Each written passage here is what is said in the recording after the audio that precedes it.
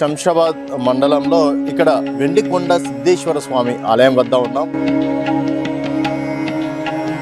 గతంలో కాశీ నుండి వచ్చి మునులు కూడా ఇక్కడ తపస్సు చేసినటువంటి చరిత్రలో భాగంగా మరి సిద్ధేశ్వర స్వామి ఆలయంకి ఆ పేరు ఎలా వచ్చింది, ఇక్కడ ఉన్నటువంటి మహిమలేంటి, భక్తులు ఎందుకు ఇక్కడ పౌర్ణమి పూట రావడానికి అంత ఆసక్తి చూపుతారని మరిన్ని విషయాలు మాట్లాడడానికి ఇక్కడ ఉన్నటువంటి గుడి సభ్యులను కలిసే ప్రయత్నం చేద్దాం. ప్రస్తుతం మనతో పాటు ఆలయ చైర్మన్ అయినటువంటి నరేందర్ గారు అలాగే పరమేశ్వర్ గారు ఉన్నారు. నమస్తే సార్. నమస్తే మేడం. శంషాబాద్ అంటేనే మనకు మొదటగా గుర్తుకొచ్చేది అమ్మపల్లి టెంపుల్ కావచ్చు, తర్వాత సిద్ధలగుట్ట ఆలయం కావచ్చు. ఇంత ప్రాచీనమైనటువంటి ఆలయానికి మీరు ఎన్నో సంవత్సరాలుగా పూజల విషయంలో కావచ్చు, భక్తులకు ఏ అసౌకర్యం గురి కాకుండా కావచ్చు, ప్రతిదీ చేసుకుంటున్నారు. మన సంస్కృతి సాంప్రదాయాన్ని కూడా జనాలకి చూపిస్తున్నందుకు ప్రత్యేకంగా ధన్యవాదాలు తెలుపుకుంటున్నాము. దేవాలయము వెండికొండ సిద్ధేశ్వర స్వామి దేవస్థానం అంటే సిద్ధలగుట్ట అని ఇక్కడ యొక్క పబ్లిక్ పిలుచుకుంటారు. ఆ సిద్ధేశ్వర స్వామి ఇక్కడ సిద్ధి పొంది అతను ధ్యానం చేసి ఇక్కడ స్థాపించిన లింగం కాబట్టి సిద్ధేశ్వర స్వామిగా ఆ యొక్క నామకరణం వచ్చింది. మా వరకు వస్తే మా వంశం వారు, మా తాతగారు నాగయ్య, మా నాన్న జగదీశ్వరయ్య, తర్వాత మేము ఈ యొక్క స్వామి సేవలో ఉన్నాం. సో ప్రతి పౌర్ణమి రోజు మాత్రం చాలా ఫేమస్ అనుకోవచ్చు. గోపురం ఉండదు ఇక్కడ ఈ గుడికి. పౌర్ణమి కిరణాలు తర్వాత సూర్యకిరణాలు ఆ దేవుడికి పడడం వల్ల అత్యంత శక్తివంతమైన లింగంగా దీన్ని పిలుచుకుంటాం. మా పూర్వీకులు చెప్పింది ఐదు కోనేరులు ఉండేవి. ఇప్పుడు ప్రస్తుతం అయితే ఒకే కోనేరు ఉంది.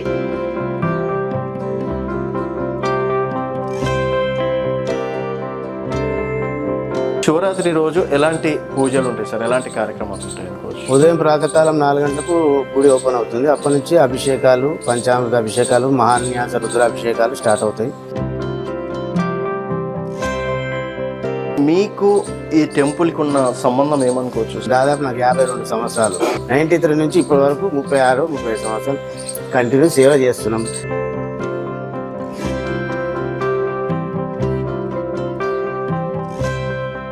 నా యొక్క ఆరోగ్యం మంచిగా ఉండి లాస్ట్ వరకు కూడా స్వామి సేవ చేసుకోవాలని మా యొక్క భావన.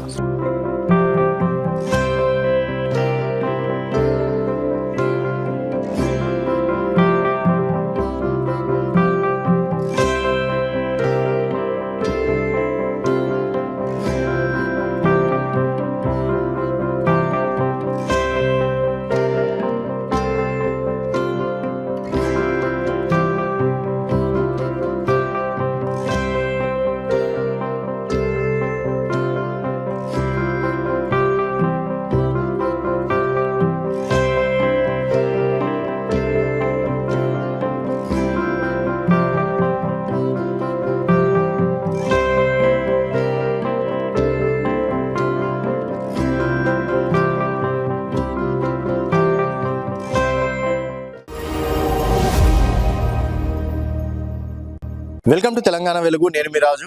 ప్రస్తుతం మనం శంషాబాద్ మండలంలో ఇక్కడ వెండికొండ సిద్ధేశ్వర స్వామి ఆలయం వద్ద ఉన్నాం. సో ఈ ఆలయానికి ఎంతో చరిత్ర ఉంది.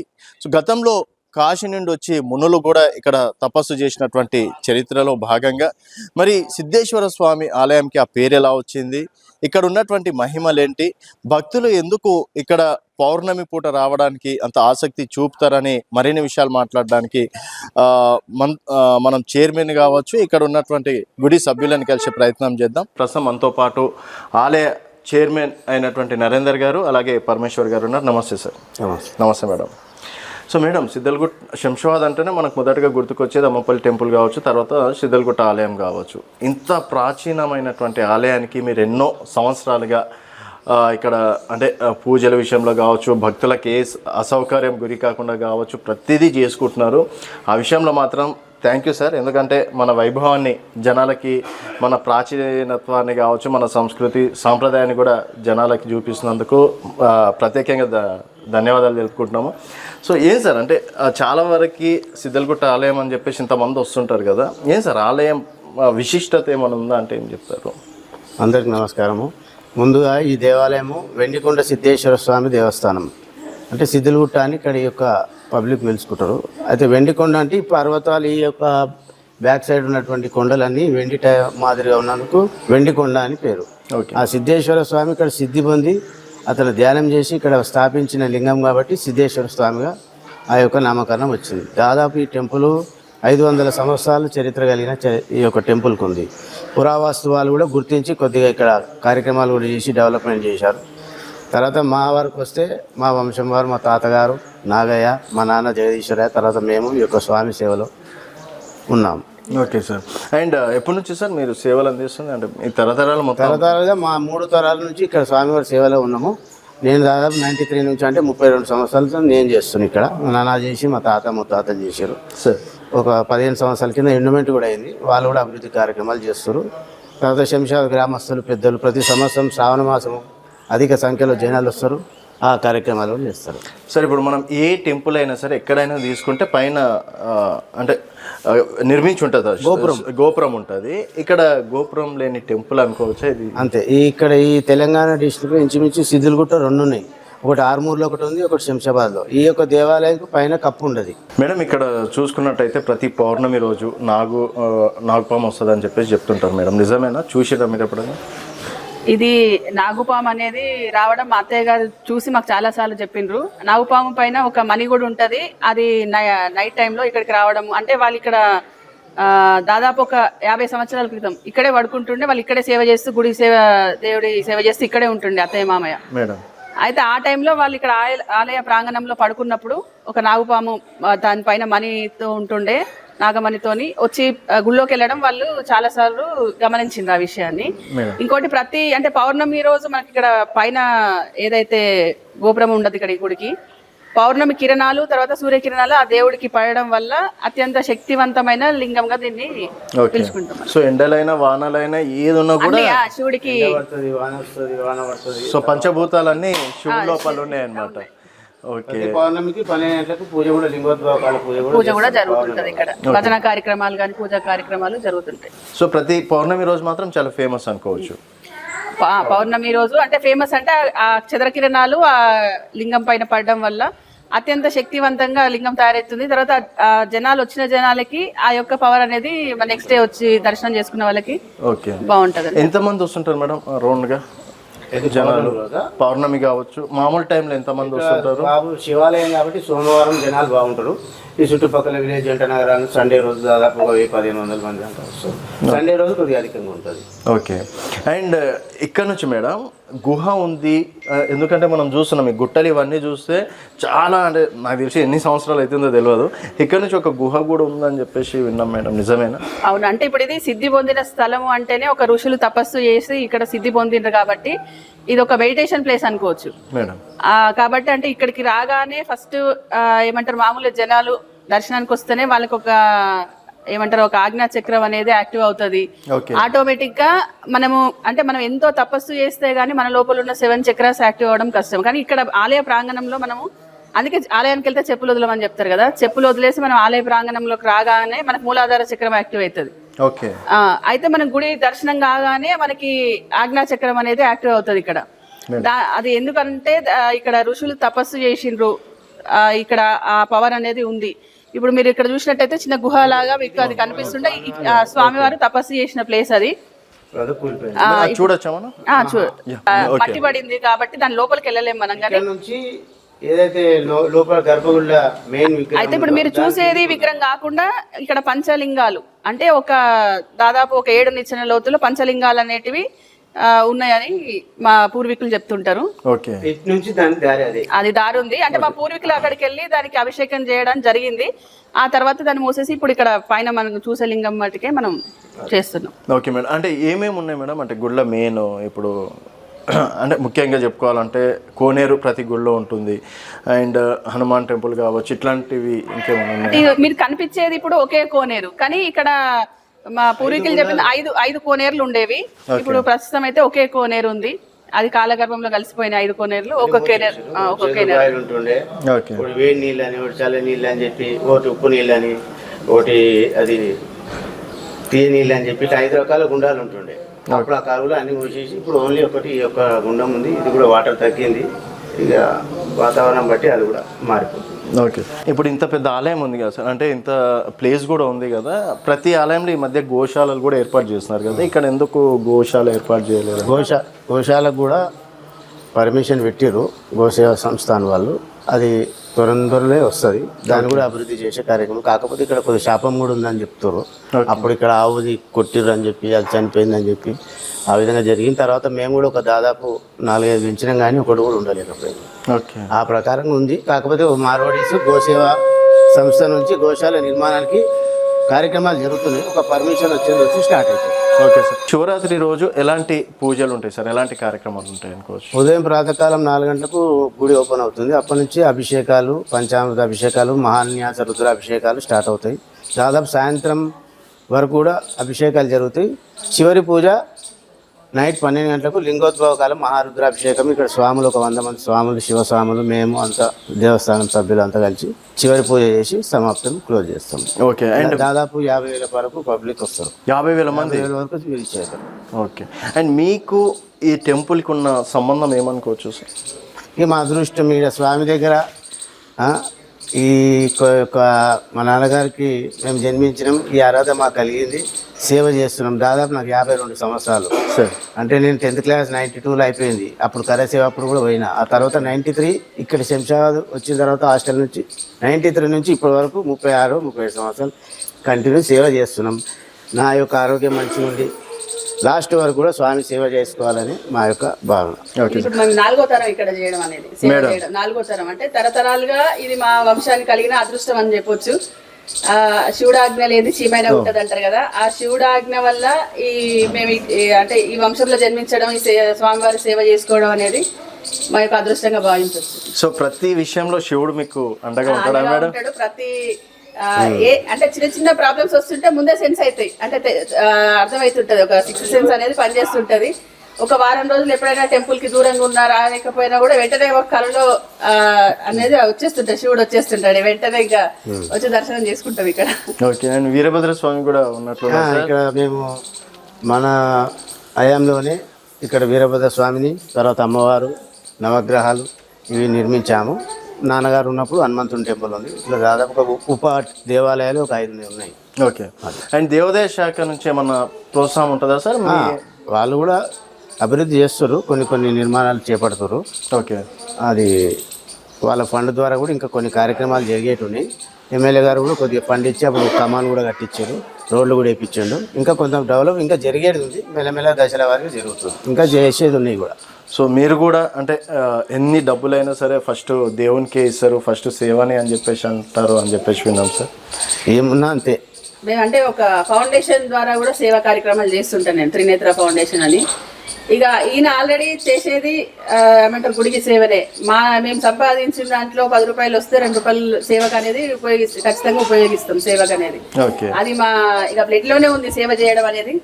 అక్కడ మా నాన్నగారు కానీ ఇక్కడ మామయ్య గారు కానీ వాళ్ళ జీవితంలో దాదాపుగా సేవకి అంకితమై ఉన్నారు మేడం. సార్ ఇప్పుడు ఎవరైనా సరే ఈ కాలంలో చూసుకున్నట్టయితే ముఖ్యంగా డబ్బులు సంపాదించాలి, డబ్బులు వస్తే అన్నీ వచ్చేస్తాయి అని చెప్పేసి అనుకుంటారు కదా. సో మీకు అట్లా అనిపించలేదా సార్? ఇక మా వృత్తి మేము వృత్తి చేస్తున్నాం, వ్యాపారాలు కూడా మా వ్యాపారాలు మేము చేస్తున్నాము. అదే విధంగా జరుగుతుంది. కాకపోతే ఇక కొంతమంది పెద్ద వాళ్ళు విజయేంద్ర ప్రసాద్ ఐడియా ఉండొచ్చు, రాజమౌళి తండ్రి, వారణాసి సినిమా మూవీ తీస్తుంది శివుని పైన. వాళ్ళు కూడా మొన్న దర్శనం వాళ్ళ పుట్టినరోజు సందర్భంగా వచ్చిండు. ఇక్కడ అతను కూడా మంచిగా 1 కోటి రూపాయల వరకు పెట్టి సినిమా అయిన తర్వాత అభివృద్ధి చేస్తానని మాట ఇచ్చాడు. ఇక కొన్ని ప్రయత్నాలు జరుగుతున్నాయి. సరే, అంతకుముందు కూడా 2-3 షూటింగ్లు అయినాయి, వాళ్ళు కూడా చేస్తామన్నారు. ముఖ్యంగా సార్ మాత్రం తప్పకుండా ఈ సినిమా అయిపోయిన తర్వాత చేస్తా అంటున్నాను. ఓకే. సో అట్లాంటివి అంటే జనాలకి మాకు ఇది మంచి జరిగింది అన్నది ఏమన్నా సంఘటనలు ఉన్నాయా? ఇక్కడ ముడుపు కడితే మాకు పిల్లలు పుడతారని ఒక నానుడి ఉంది. తర్వాత పొలిటికల్ గా కూడా మాకు ఇక్కడ చాలా మందికి ఈయన చేతుల మీదుగా ముడుపు కట్టించిన వాళ్ళు ప్రతి ఒక్కరు గెలిచిండ్రు. రీసెంట్ గా ఒక 4 సర్పంచ్లకు కూడా కట్టించిండ్రు, వాళ్ళు కూడా గెలిచిండ్రు. ఒక ఎమ్మెల్యేలు కానీ ఎమ్మెల్సీ చాలా మందికి ఇక్కడ మంచి జరిగింది. అంటే సినిమా ఫీల్డ్ లో చూసుకున్నట్టయితే మనకి జయం మూవీ చూస్తారు కదా, చూసినట్టున్నారు. ఆ తేజ వాళ్ళకి సెంటిమెంట్ అంటే ఇక్కడ తీస్తే హిట్ అవుతుందని చాలా మంది డైరెక్టర్లు, ప్రొడ్యూసర్లు కూడా ఇక్కడికి విజిట్ చేస్తుంటారు. ఓకే. బట్ చాలా వరకు అంటే బయట ప్రపంచానికి కూడా ప్రచారం ఎందుకు చేయలేదు? యూట్యూబ్ లో తర్వాత ఛానల్స్ లో ఉన్నాయి. అంటే ఇప్పుడు మీరు వైష్ణవాలయానికి శివాలయానికి మీరు ఒకసారి గమనించినట్లయితే వైష్ణవాలయం వేరే ఉంటది, శివుడు చాలా సింపుల్ సిటీగా బోలా శంకరుడు అనమాట. ఇప్పుడు ఈయన కూడా బోలాశంకరుడు లానే ఉంటాడు, ఎటువంటి ఏమంటారు ఆభరణాలు ధరించకుండా. అట్లా శివుడు కూడా బోలాశంకరుడు కాబట్టి ఆయన పబ్లిసిటీ అవసరం లేదు, సర్వాంతర్యామి ఎక్కడ ఉన్నా ఆయన ఉంటాడు కాబట్టి మీకు పబ్లిసిటీ అవసరం లేదు. ఆటోమేటిక్ గా చాలా మంది ఇప్పుడు మరి ఓల్డ్ సిటీ నుంచి చూసుకున్నట్లయితే కూడా చాలా మంది భక్తులు ఉంటారు. మామయ్య ఉన్నప్పుడు చాలా మంది మార్వడీస్ గాని వాళ్ళు కావడి అని తీసుకొస్తుండే. అట్లా మనం పబ్లిసిటీ అవసరం లేని టెంపుల్ ఇది, వందల సంవత్సరాల టెంపుల్ కాబట్టి. అన్నదానం కూడా స్టార్ట్ చేసిన 3 years back. Okay, continue Monday నడుస్తుంది.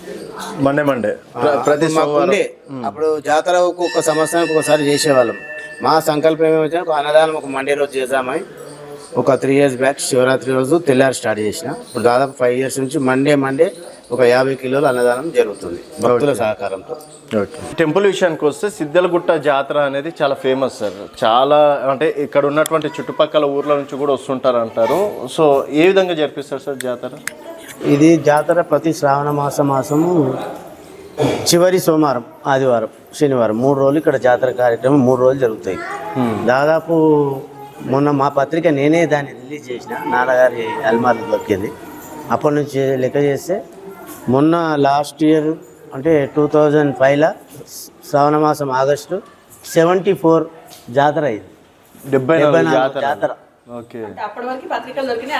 అక్కడ నుంచి స్టార్ట్ చేసిర్రు. ఫస్ట్ 10 కిలోల బియ్యంతోనే స్టార్ట్ చేసిరంట నా తాత ఉన్నప్పుడు. అది మెల్లమెల్లగా నా నుంచి ఇప్పుడు భక్తులు సహకారంతో అంత జరుగుతుంది. ఇప్పుడు నెక్స్ట్ ఇప్పుడు వచ్చేది 75వ జాతర, 75 జాతర జరుగుతుంది.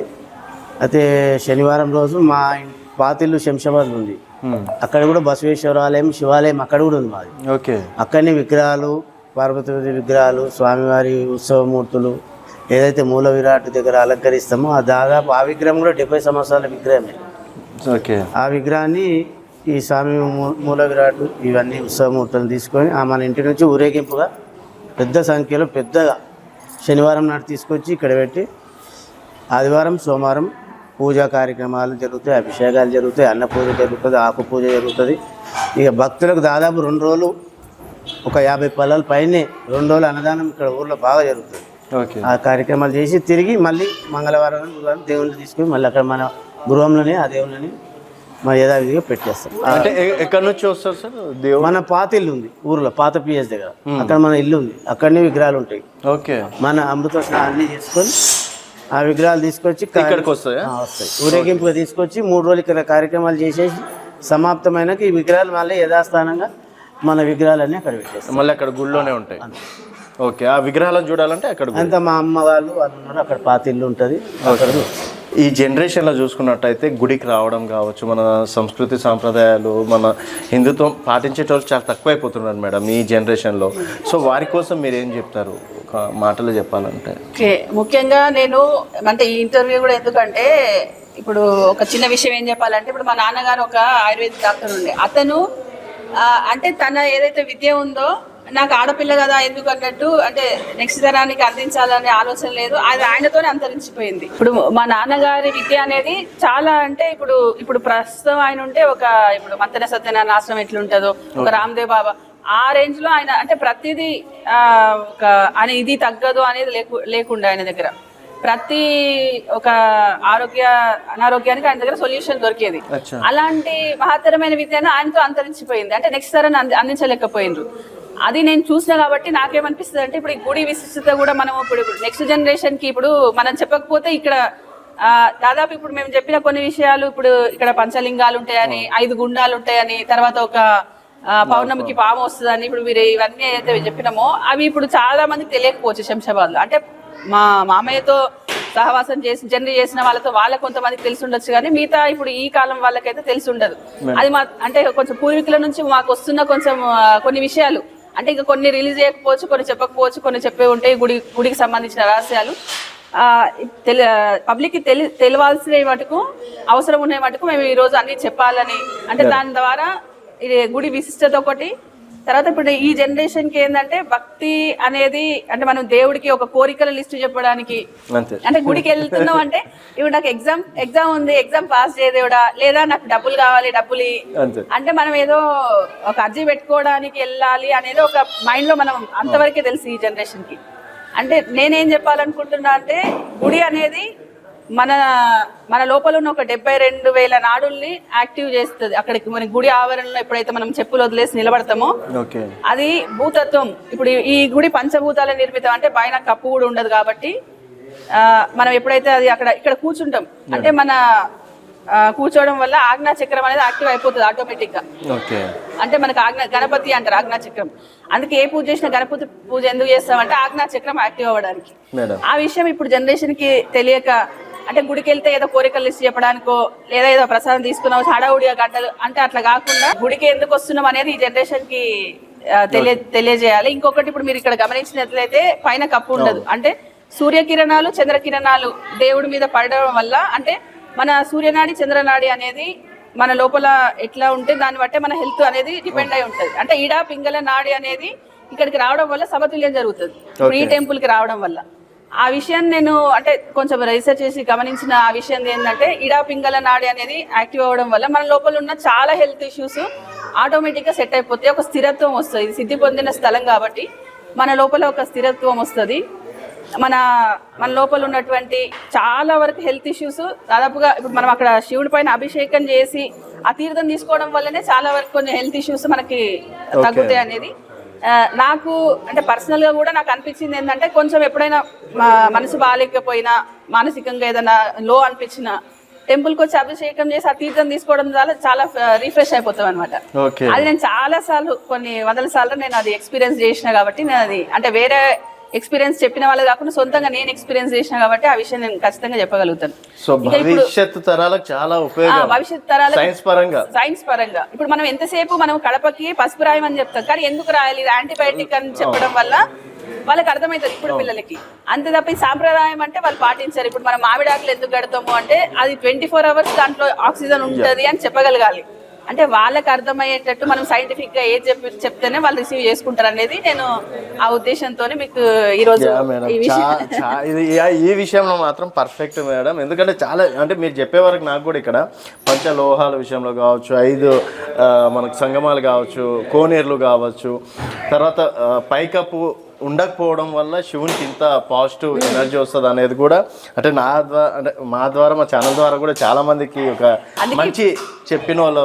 ఇప్పుడు యువతరం అనేది టెంపుల్కి వస్తున్నామంటే అదే కోరికల లిస్ట్తో రాకండి, మీలో చాలా మార్పులు జరుగుతాయి. మీరు ఇప్పుడు చూస్తుంటే చాలా మంది డిప్రెషన్, పిల్లలకి ఇప్పుడు డిప్రెషన్ ఉంటుంది. అంటే మన అసలు చెప్పాలంటే మన ఇండియాలో డిప్రెషన్ అనేది డాక్టర్స్ మనం సైకియాట్రిస్ట్ కలవాల్సిన అవసరం లేదు నాకు తెలిసి. మనకు చాలా పురాతనమైన టెంపుల్స్ ఉన్నాయి. మనకి ఏదైనా మనసు బాగాలేకపోతే నువ్వు టెంపుల్కి వెళ్ళి దాదాపు ఇప్పుడు 7 కొండలు అంటారు మనం ఎక్కుతారు, నువ్వు ఆ మెట్లెక్కి దర్శనం చేసుకుని నీకు అసలు ఆ డిప్రెషన్ అనేది కనీసం థాట్ లో కూడా రాదు. అట్లా మన డిప్రెషన్ కూడా టెంపులే, ఏ సైకియాట్రిస్ట్ దగ్గరికి వెళ్ళాల్సిన అవసరం లేని టెంపుల్స్ కూడా చాలా ఉన్నాయి. ఇప్పుడు మనం ఇక్కడికి వచ్చి ఆ దర్శనం చేసుకొని ఆ తీర్థ ప్రసాదం తీసుకొని ఒక 40 నిమిషాలు ఇక్కడ ధ్యానం చేస్తే డిప్రెషన్ ఆటోమేటిక్ తగ్గిపోతుంది. సో అంటే ఒక కొత్తది అయితే నేర్చుకున్నాను మేడం, దేవుని దగ్గర కోరికల కోసం రావద్దు, మనకి దేవునికి మధ్యలో ఒక అటాచ్మెంట్ కోసం వస్తే సగం ప్రాబ్లమ్స్ అనేది ఆటోమేటిక్ గా సాల్వ్ అయిపోతుంది అని చెప్పి. ఆరోగ్యమే మహాభాగ్యం అంటారు కదా, మనకి ఆరోగ్యం బాగుండాలంటే దేవుడి దగ్గరికి ఈ దర్శనము, ఈ పూజలు, వేద మంత్రాలు. ఇప్పుడు మనకు గుళ్ళో డైలీ వేద మంత్రాలు అనేది చదువుతూ ఉంటారు, ఆ పాజిటివ్ ఎనర్జీ అక్కడ ఉంటది. అంటే ఇప్పుడు వీళ్ళకి సైంటిఫిక్ గా పిల్లలకి ఇప్పుడు ఇంజనీరింగ్ చదివిన ఒక అబ్బాయికి ఇప్పుడు సౌండ్ గురించి వీటి గురించి ఆటోమేటిక్ వాళ్ళకి అర్థం, మనం ఎక్స్ప్లెయిన్ చేయాల్సిన అవసరం లేదు. శబ్ద తరంగాలు ఎట్లుంటది ఆ టెంపుల్లోకి వస్తే ఆ శబ్ద తరంగాల వల్ల ఇప్పుడు మనం ఒక తిరుపతి టెంపుల్కి వెళ్తే మనకి ఏ థాట్ ఉండదు గుడి నుంచి బయటకు వచ్చే వరకు. అంటే అక్కడ వాళ్ళు ప్రతిష్ఠించిన ఒక యంత్రం కావచ్చు, అలాంటి పవర్ఫుల్ ఉన్నాయి కాబట్టి అలాంటి మనకు ఆ టెంపుల్కి వెళ్తే థాట్స్ అనేవి జీరో అయిపోతాయి. అట్లా హెల్త్ పరంగా మనం హెల్త్ బాగుండాలంటే ఫస్ట్ మనం గుడికి రావాలి, ఆరోగ్యం కోసం రావాలి, ఏకాగ్రత కోసం. మనం ఆరోగ్యం ఏకాగ్రత ఉంటే ఆటోమేటిక్ మనం డబ్బులు అనేది ఇంకా మనమే సంపాదించుకుంటాం. దేవుడిని డబ్బులు అడగ అవసరం లేదు, ఆటోమేటిక్ ఆరోగ్యం ఉంటే ఏకాగ్రత ఉంటే ఆటోమేటిక్ అవన్నీ మన దగ్గరికి అవే వచ్చేస్తాయి. సో ఇప్పుడు చాలా వరకు 30-40 సంవత్సరాలనే షుగర్లు, బీపీలు అన్ని ఆటోమేటిక్ వచ్చేస్తాయి. మనం అంటే ఈ మధ్య ఒక అంటే చెప్తున్నారు, నాకు కూడా తెలిసిన విషయం ఏంటంటే షుగర్ కి కూడా టెంపుల్స్ ఉన్నాయి. షుగర్ వ్యాధి రాకుండా కూడా అంటే షుగర్ వ్యాధి తగ్గించుకోవడానికి కూడా టెంపుల్స్ ఉన్నాయి. అంటే నవపాషాణాలతో తయారు చేసిన లింగాలు చాలా ఉన్నాయన్నమాట. ఓకే. నాకు అది ఒక అంటే ఆటోమేటిక్ మాది ఇదే కాబట్టి మా బ్లడ్ లోనే ఉంది టెంపుల్ అనేది కాబట్టి నేను చాలా టెంపుల్స్ కూడా రీసెర్చ్ చేస్తుంటాను. ఇప్పుడు మనం గుడికి వెళ్ళినామా, దర్శనం చేసుకున్నామా, హడావుడికి వచ్చినామా అనేది నాకు ఇష్టం ఉండదు. వెళ్తే దాదాపు ఒక 4-5 గంటలు అక్కడ టైం స్పెండ్ చేసి ఈ గుడి విశిష్టత ఏంది, ఆ లింగం అంటే కొన్ని నవపాషాణాలతో తయారు చేసిన లింగాలు ఉంటాయి. మనం అది నేను తిరుపతి దగ్గరలో గుడిమల్లమ్మ టెంపుల్ ఉంది, అది నవపాషాణాలతో తయారు చేసిన లింగం అది. ఓకే. అంటే దానిపైన పడిన నీళ్ళకి అంత ఎలాంటి పవర్ ఉంటుంది. నాకు అలాంటివన్నీ పురాతనమైన టెంపుల్స్ గురించి తెలుసుకోవడం ఇంట్రెస్ట్ అనమాట.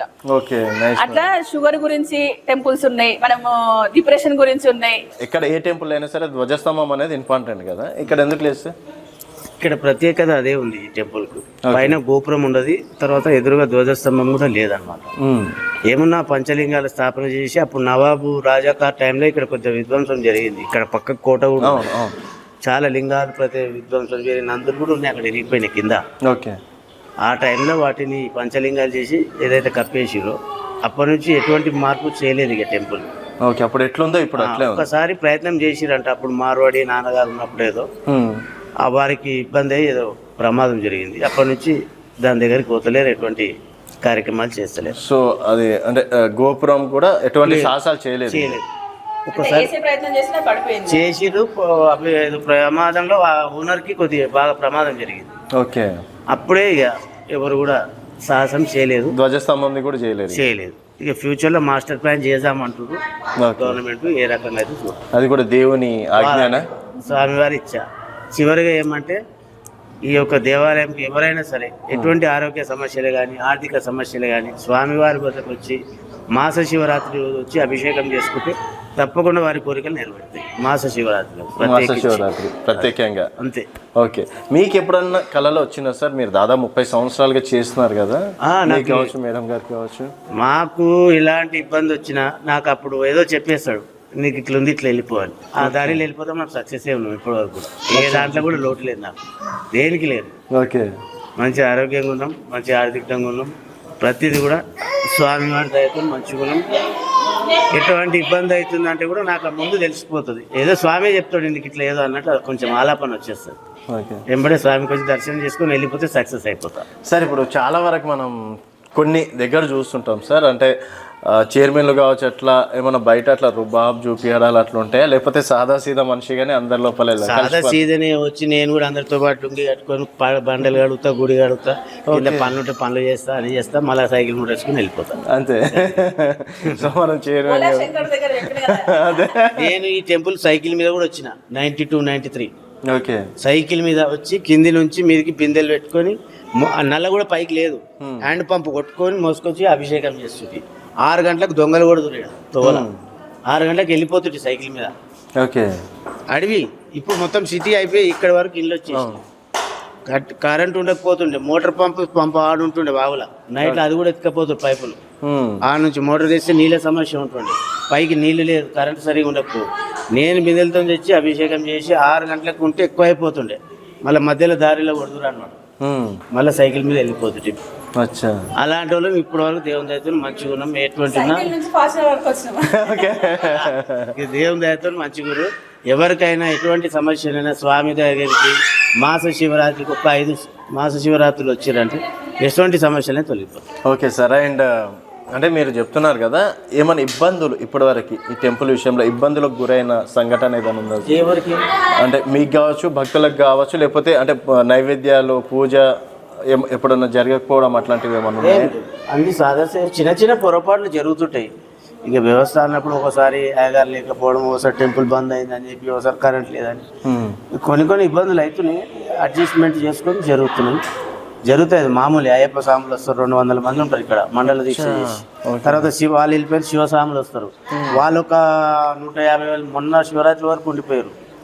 కళ్యాణాలు జరుగుతాయి, పెళ్లిళ్ళు జరుగుతాయి, వ్రతాలు జరుగుతాయి, అన్నదానాలు జరుగుతాయి. ప్రతి ఒక్కరికి అయితే కొన్ని ఇబ్బందులు చిన్న వస్తే సర్దుకొని జరిగిపోతుంది. ఇంకా కార్యక్రమాలు అభివృద్ధి చేసే చాలా ఉంది, మాస్టర్ ప్లాన్ ఉంది, దాదాపు ఒక 5 కోట్లతో ప్లాన్ వేస్తున్నాము. అది సక్సెస్ అయితే ఇంకా అభివృద్ధి చేయాలని ఉంది, స్వామి దయ. మేడం ఇంకోటి కళ్యాణం కూడా చేస్తుంటారు చాలా వరకు, అంటే సార్ ఇప్పుడు దాకా చెప్పారు చాలా వరకు కళ్యాణాలు కూడా అవుతుంటాయని చెప్పేసి. సో కళ్యాణాలు చేయడానికి గల ముఖ్య ఉద్దేశం ఏంటి? అంటే ఇక్కడ అంటే ఎవరైనా భక్తులు అంటే పేదరికంలో ఉన్న వాళ్ళు కూడా వచ్చి అంటే ఇక్కడ కళ్యాణాలు చేసుకుంటారు. అది కాకుండా స్వామివారి కళ్యాణం అనేది మనకి జాతర టైంలో జరుగుతుంది. తర్వాత ఇక్కడ శివరాత్రి కళ్యాణం అనేది లేదు. దానికి ఒక చిన్న ఏమంటారు, నేను ఒక చిన్న విషయం ఏం చెప్పాలనుకుంటున్నా అంటే, నా పెళ్లికి ముందు మాకు ఊర్లో టెంపుల్ ఉంది అక్కడ అమ్మ వాళ్ళ దగ్గర, శివాలయం. అది కూడా అక్కడ శివాలయంలో అంటే నాన్నగారు ప్రతి సంవత్సరం ఒక పార్థివ లింగానికి తనే ఒక పుట్టమన్నుతో లింగం తయారు చేసి దానికి శివరాత్రి రోజు 1,00,000 బిల్వార్చన అనేది చేసిన తర్వాత కళ్యాణం జరిపిస్తుండే అక్కడ. ఆయన అంటే నా ఎంగేజ్మెంట్ తర్వాత చనిపోవడం జరిగింది. తర్వాత నా పెళ్ళైనాక మేమే ఒక 2-3 సంవత్సరాలు చేసినాం అక్కడ. ఇంకా అక్కడ కొన్ని ఇబ్బందుల వల్ల అంటే లోకల్ మేము అంటే మీరు వేరే ఊరు నుంచి వచ్చి ఇక్కడ చేయడం కాదు, మా ఊర్లో మేము ఉన్నాం కదా మేము చేసుకుంటాము అని చెప్పి అక్కడ ఊరి సర్పంచ్లు కానీ వాళ్ళు ఇబ్బంది పెట్టింది మమ్మల్ని. ఆ కళ్యాణం దగ్గర నాకు అవమానం జరిగింది కాబట్టి ఎందుకు మన టెంపుల్ దగ్గర మనం ఎందుకు చేసుకోవద్దని నెక్స్ట్ ఇయర్ నేను ఇక్కడ స్టార్ట్ చేసిన ఆ కళ్యాణం అనేది. దాదాపు ఇక 20 సంవత్సరాల నుంచి శివరాత్రి రోజు ఇక్కడ కళ్యాణము. తర్వాత నేను మళ్ళీ సేమ్ మా నాన్న యాస్టీస్ గా పార్థివ లింగానికి ఒక పుట్టమన్నుతో లింగం తయారు చేసి దానికి బిల్వార్చన గాని రుద్రాభిషేకం గాని శివరాత్రి రోజు చేస్తుండే. కొన్ని సంవత్సరాల తర్వాత ఆ శివుడు వెండికొండ సిద్ధేశ్వరుడు కదా, ఆయన మరి అది మాకు థాట్ కల్పించిండు. అది ఎట్లా జరిగిందో తెలియదు కానీ సడన్ గా పార్థివ లింగానికి అంటే వెండి లింగానికి అభిషేకం జరగాలని మాకు ఒక థాట్ కల్పించిండు. రజిత లింగానికి మనం చేయాలి, ఎందుకు వెండి లింగానికి చేయాలని మనకు ఆలోచన వచ్చింది. ఆలోచన రావడమే తడు. నేను ఈయనకి చెప్పిన వెంటనే ఒక అతను మాకు నేను స్వామివారికి ఒక లింగం చేంజ్ చేస్తా అని చెప్పి ఒక 4 రోజులు తీసుకొచ్చి ఇచ్చేసిండ్రు. ఆ శివరాత్రి నుంచి దాదాపు ఇక 18 years నుంచి మేము ఇంకా వెండి లింగానికి అభిషేకం శివరాత్రి రోజు. ఆ భాగ్యం కూడా శివుడు మాకు కల్పించిండు, మాతో చేయించుకుంటుండు. చాలా సంతోషంగా ఉంది. ఇంకా మేము నిర్ణయించుకుంది ఏంటంటే, ఇప్పుడు మాకు 2 అమ్మాయిలు, ఒక అమ్మాయి పెళ్ళైంది, ఇంకో అమ్మాయి US లో ఉంది. మేము మా లైఫ్ టైం అంతా ఉన్నంత వరకు మేము ఈ గుడి సేవ తర్వాత ప్రజా సేవ ఈ 2 చేయాలని నిర్ణయించుకున్నాం. ఓకే మేడం, గుడి సేవ చేస్తున్నారు, ప్రజలకు కూడా ఇండైరెక్ట్ గా చేస్తూనే ఉన్నారు, అండ్ ఇంకా దగ్గరగా ఉండాలి అని చెప్పేసి కూడా. అంటే ఇప్పుడు మేము అదేంటున్నా, ఇంకా మాకు వేరే ధ్యాస గానీ వేరే పనులు గానీ ఏమి పెద్దగా లేవు. అదే ఇప్పుడు ఏదైతే మాకు గుడి సేవ చేస్తున్నామో అట్లాగే ప్రజా సేవ చేయాలని ఉంది, అంతా ఏమి చేయలేదు. ఈ యొక్క దేవాలయ ప్రాంగణంలో ఈ గుట్ట పైన అనేక రకమైన ఔషధ మొక్కలు ఉన్నాయి. ఇక చాలా మంది కూడా వచ్చి ఇక్కడ ఆయుర్వేదం వాళ్ళు ఈ యొక్క మొక్కలు సేకరించి తీసుకొని వెళ్ళిపోతారు. తర్వాత ఈ యొక్క గుండం నీరు కూడా చాలా పవర్ఫుల్. ఈ వాటర్ కూడా తీసుకొని ఎక్కడైనా బోర్ వడకుట్టి ఈ వాటర్ తీసుకొని అక్కడ వేస్తే వాటర్ వచ్చేస్తుండే.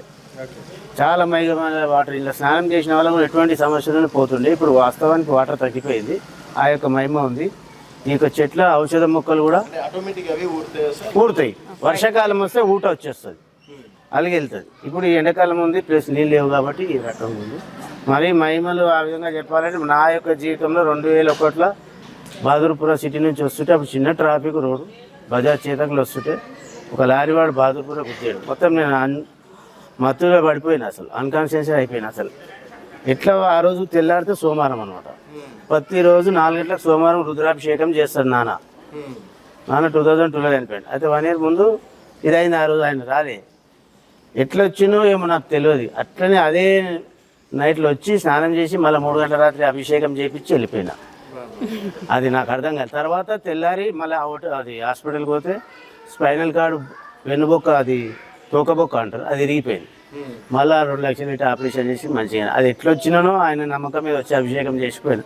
అదొక నాకు పునర్జన్మ లేక భావించాలి. అంతే అంతే. ఎప్పటి నుంచి వరకు మనకి ఎటువంటి సమస్యలు లేవు. ఇప్పుడు ఆ గుడిపై నుంచి కొండపై నుంచి ఒక ఏమైతే కోనేరుకి సంబంధించిన అంటే ఆ ఔషధ మొక్కలకు సంబంధించిన నీళ్లు కానీ గుండంలోకి రావడం, తర్వాత అమృత స్నానాలని జరుగుతాయి ఇక్కడ జాతర టైంలో.